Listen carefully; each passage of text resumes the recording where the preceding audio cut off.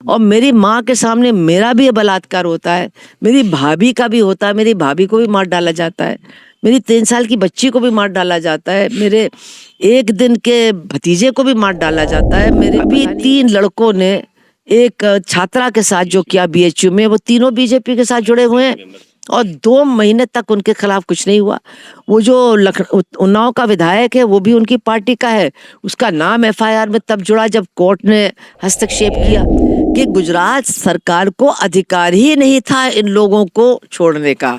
ये जो था अधिकार ये महाराष्ट्र के कोर्ट को था, क्योंकि महाराष्ट्र के कोर्ट ने इनको सजा सुनाई थी। तो क्योंकि ये मनुवाद है कि अपराधी का जात देख करके, अपराधी का धर्म देख करके और जिसके साथ अपराध हुआ उसकी जात देख करके और उसका धर्म देख करके फैसले हो रहे हैं।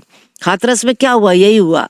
तो ये लाके खड़ा कर दिया कि है देश। ठीक है, मुर्दों का ये शहर न कभी था न कभी होगा। यहाँ तो ये मुर्दों का शहर बना था, सरकार ने बनाया था कोविड के जमाने में, जब ये मुर्दों को बहा रहे थे गंगा जी में और गाड़ रहे थे रेत में, उन्होंने मुर्दों का शहर बनाया। ये मुर्दों का शहर नहीं है।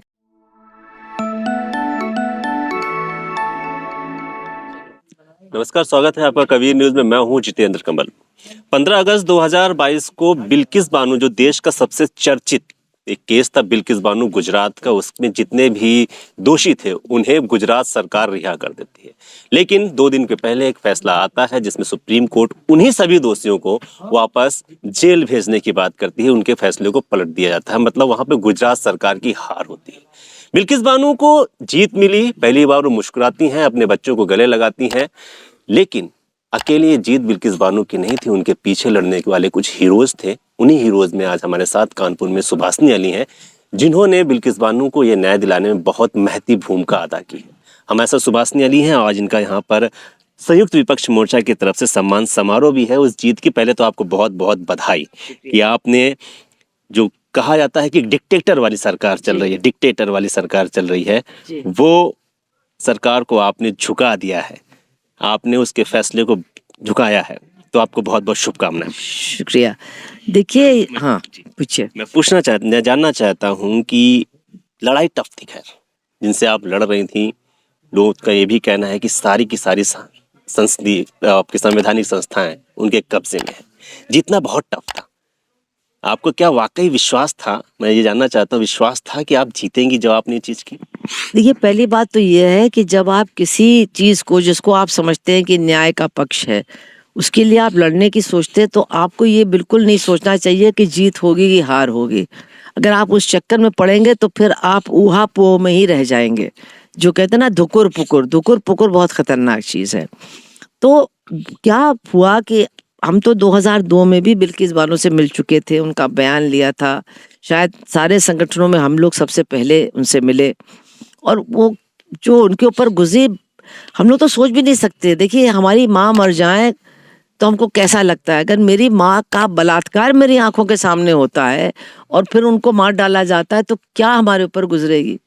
और मेरी माँ के सामने मेरा भी बलात्कार होता है, मेरी भाभी का भी होता है, मेरी भाभी को भी मार डाला जाता है, मेरी 3 साल की बच्ची को भी मार डाला जाता है, मेरे 1 दिन के भतीजे को भी मार डाला जाता है, मेरे पता नहीं भाई हैं, चाचा हैं, काका हैं, उनको भी सब मार डाला जाता है। उन लोगों के सामने हम लोग का बलात्कार होता है। मतलब ये तो कल्पना के बाहर बात है कि क्या उन लोगों पे ऊपर गुजरी होगी। ये कमाल है कि वो औरत इतना लड़ी है।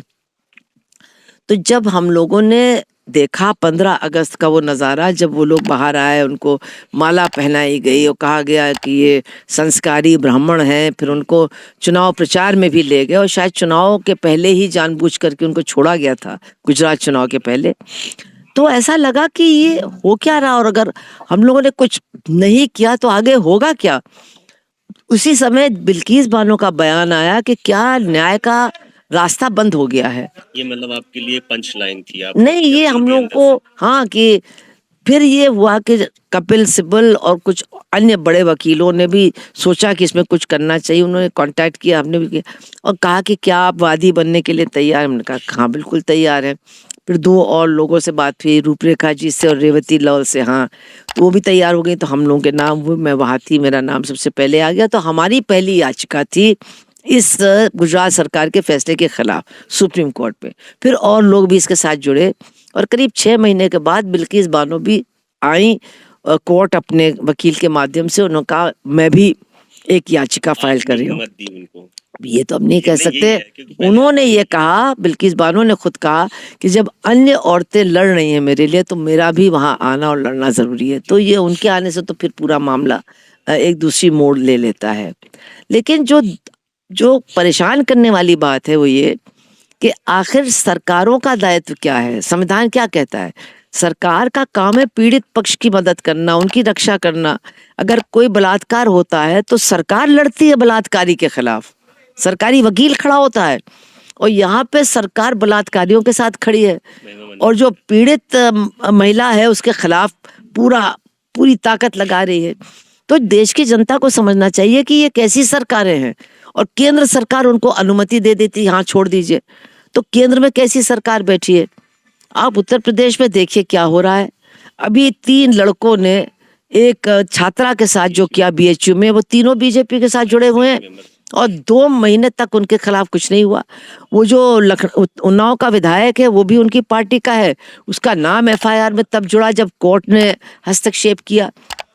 ये जो आपका ये बृजभूषण शरण सिंह है, इसके ऊपर एफआईआर है, इसके ऊपर गंभीर आरोप है, वो आज भी भाजपा का एमपी बना हुआ है। संस्कार में बलात्कारियों को तो मैं यही कह रही हूँ कि ये जो हो रहा है इससे लोगों को डरना चाहिए कि ऐसे लोगों के हाथ में सत्ता की बागडोर देने का मतलब है अपनी सुरक्षा को गंवाना, अपने भविष्य को पूरी तरह से समाप्त कर देना। और ये हमने सुप्रीम कोर्ट में देखा किस तरह से केंद्र सरकार और राज्य सरकार गुजरात की पूरी ताकत झोंक रही थी इन लोगों को बचाने के लिए।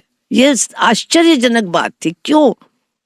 क्या क्या कुछ दलीलें अपनी तरफ से वो दे रहे थे, तो जनता ये जानना चाहिए कि कहाँ तक जा सकते हैं उनको बचाने के लिए। वो तो पहले तो 20 वकील वहां खड़े होते थे, एक एक वो 11 हैं तो उनके वकील, सरकार का वकील, भारत सरकार का वकील, तो ये सब वहां आते थे और ये सब यही कहते थे कि नहीं हमारे कार्य क्षेत्र में था, हमने ठीक किया, मतलब उनके जुर्म का कुछ भी हो लेकिन हमने टेक्निकली ठीक किया उनको छोड़ के, और उनका गुड बिहेवियर था, उनका व्यवहार अच्छा था। ये नहीं, इस तरह की बातें करते थे। कभी एक कागज नहीं ला रहे हैं, कभी कह रहे वो आदमी मिल ही नहीं रहा है, वारंट नहीं सर्व हो रहा है, मतलब वो लंबित करने की पूरी वहां कोशिश कर रहे थे ताकि लोग थक जाएं और मामला बिल्कुल खत्म हो जाए। ये उनकी पूरी कोशिश थी सरकार की उनको बचाने की, पूरी ताकत उन्होंने झोंक दी उनको बचाने के लिए। सुप्रीम कोर्ट में जिनके साथ जस्टिस भुइया हैं, जस्टिस नागरत्ना है, शायद उनकी बेंच से ये फैसला हुआ है।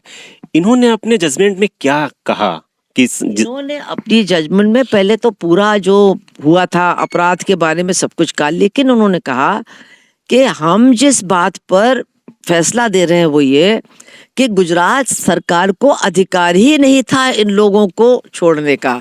ये जो था अधिकार ये महाराष्ट्र के कोर्ट को था, क्योंकि महाराष्ट्र के कोर्ट ने इनको सजा सुनाई थी। तो इन्होंने झूठ बोल करके सुप्रीम कोर्ट के ही दूसरे बेंच को 2021 में 2022 में धोखे में रख करके उनसे ये फैसला ले लिया कि ये गुजरात में सुनवाई हो सकती है। ये गलत था, वो अपने अधिकार क्षेत्र को लांघ करके गए हैं, और इसलिए जो वो फैसला था उसको हम अलग करके इनकी ये जो रिमिशन है, ये इन्होंने जो छोड़ा है, इसको हम खारिज करते और इनको वापस जेल जाना पड़ेगा 15 दिन के अंदर। जजमेंट में कुछ और, अभी आप डेस्क पे कुछ और बातें बोल रही थी कि कुछ और भी शब्दों का प्रयोग किया गया जो वाकई में इससे पहले नहीं हुए। नहीं, उन्होंने कहा कि गुजरात सरकार पहले दिन से अपराधियों के साथ लिप्त रही है।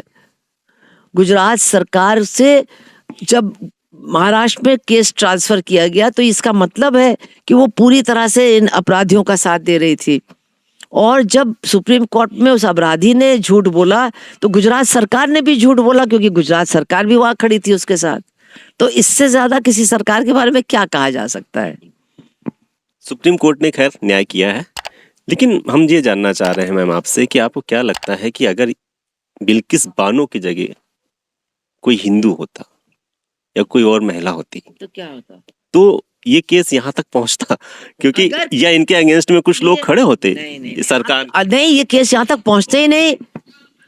पहले ही सबको नहीं, उसको न्याय मिलने में इतनी तकलीफ नहीं उठानी पड़ती, माफ कीजिएगा, क्योंकि ये मनुवाद है कि अपराधी का जात की जात देख करके, अपराधी का धर्म देख करके, और जिसके साथ अपराध हुआ उसकी जात देख करके और उसका धर्म देख करके फैसले हो रहे हैं। हाथरस में क्या हुआ, यही हुआ। तो कहाँ ये पे लाके खड़ा कर दिया गया है देश को। हाँ। ये देखिए, आइडेंटिकल आज जो आइडेंटिटी है आज देश की, पॉलिटिक्स, हाँ और ये सब पर सवार है, तमाम समुदायों पर, तमाम धार्मिक लोगों पर, तमाम जातियों पर आइडेंटिटी पॉलिटिक्स, पहचान की राजनीति सवार है और उनको अंधा बना रही है। हमारी जमात का, हमारे समुदाय का कोई कुछ भी करे वो ठीक है, ये जब तक सोच हम लोग खत्म नहीं करेंगे तब तक हम न्याय के रास्ते पर आगे नहीं बढ़ सकते हैं। और ये जानबूझ करके जो शोषण करने वाली पूरी सिस्टम है, प्रणाली है, जो पूंजीवाद को और शोषण को जिंदा रखती है, वो इस पहचान की राजनीति को गहराई के साथ सबके मन में उतार रही है। बीजेपी का यही रामराज है कि हम तो रामराज यही नहीं देखा, तो वो कहते हैं ना कि यही रामराज की बिल्किस बानो जैसे कि अपराधियों के साथ खड़े रहना। इनसे आप पूछिए, उनसे आप पूछिए, हम इस पर बनी टिप्पणी करना चाहते हैं, हमने तो रामराज देखा नहीं, वो आप उन्हीं से पूछिए कि ये बीजेपी का यही सुशासन हम कह सकते हैं, बीजेपी का यही सुशासन है। ये तो है ही नहीं, ये तो दुशासन जो कर रहा था महाभारत में, ये तो दुशासन की औलाद है। क्या आपने तो कानपुर, अभी किसी ने बहुत अच्छा शब्द यूज किया था कि मुर्दों का शहर हो गया था ये लेकिन आवाज उठाने में जो आपने आज महती भूमिका निभाई है। ठीक है, मुर्दों का ये शहर न कभी था न कभी होगा। यहाँ तो ये मुर्दों का शहर बना था, सरकार ने बनाया था कोविड के जमाने में, जब ये मुर्दों को बहा रहे थे गंगा जी में और गाड़ रहे थे रेत में, उन्होंने मुर्दों का शहर बनाया। ये मुर्दों का शहर नहीं है, ये बहुत अन्याय झेलने वाला शहर है। हमारे सब काम के रास्ते बंद कर दिए गए, हमारे कारखाने बंद कर दिए गए, हमारे शहर के लिए कुछ भी नहीं किया गया है। क्या अपील करना चाहते हैं आज आप महिलाओं से, और खासकर वो लोग जो बोलते नहीं हैं, आवाज नहीं उठाते? तो वो तो कहना, हम तो यही कहना चाहते हैं कि सब लोग बहुत बोलते हैं, लेकिन क्या बोलते हैं पता नहीं। न्याय के लिए खड़े हो, डरो मत, डर को निकालो अपने दिल से, लड़ने की बात सोचो, इकट्ठा हो, एकता बनाओ। एकता में बहुत बल होता है, एकता के आधार पर लड़ाई लड़ो। जीत के बारे में मत सोचो, जब जीत के बारे में नहीं सोचोगे तो अपने आप जीत जाओगे। बहुत बहुत शुक्रिया हमसे बात करने के लिए, इस पूरे बहुत बहुत शुक्रिया।